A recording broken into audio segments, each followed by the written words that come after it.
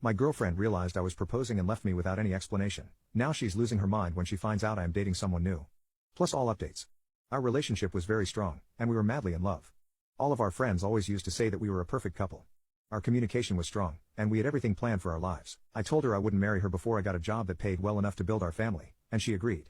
2 months ago, I got a very good job, and we started planning our lives together. We planned to get married in the next year or two, buy a house, and then have kids when we had more financial stability. She also started dropping hints that I should propose. I planned to propose, so I started researching for rings, proposal venues, etc. This is when I contacted Leah and asked her to meet me and keep it a secret. I told her my plans, and she confirmed that Elise would love this. She gave me some suggestions, which I loved. Leah also included David, as they were best friends since childhood and knew each other well. They also helped me pick the ring.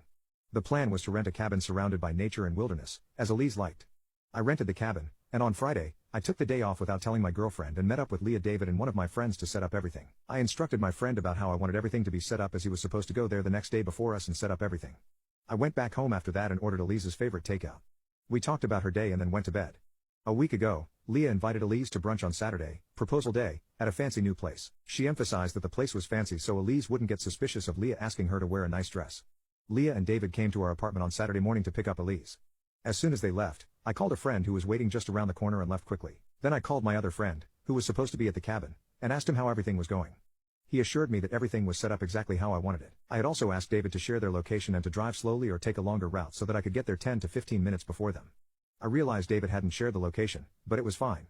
We got there, and I just ran in to change into a suit. Then, I went to the exact position and checked the camera angles. Everything was perfect. Then I waited for my girlfriend and her friends to arrive. The drive is 30 to 40 minutes from our apartment. They should have been there. I thought they went slightly overboard with stalling. I waited there for another 20 minutes. It had already been over an hour since they left the apartment, and I was getting worried, so I asked one of my friends to call David and sneakily ask how long it would take them. They called him 2 to 3 times, but no answer. Then they called Leah 2 to 3 times. No answer. I assumed the worst. I called David and Leah as well. Still no answer. Finally, I decided to call Elise.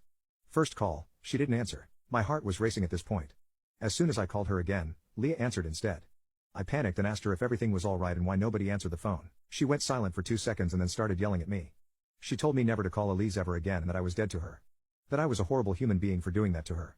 She doesn't want to see my face or talk to me again. I was confused, but she hung up before I could say anything. I was so confused and started crying, and my friends had to console me.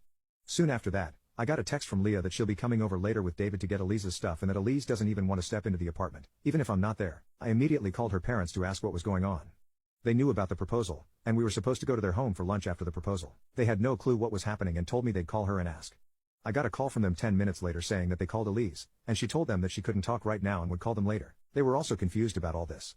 I was devastated, and I didn't know what to do. My friends took me back to my apartment, and we hung out.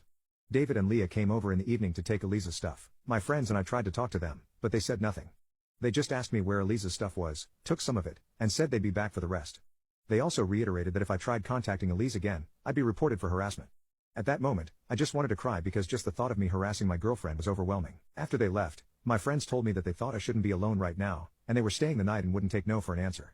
We stayed up and talked till 4 a.m., and everyone went to bed. I couldn't sleep, and I'd just been thinking about every potential reason for Elise's behavior, but I had no answers. The only scenario I can think of is that Elise was cheating on me, and somehow, she realized I was going to propose, and she freaked out and told her friends that she couldn't do this because I cheated on her. This still doesn't make sense, but it's the closest thing to an explanation I have right now.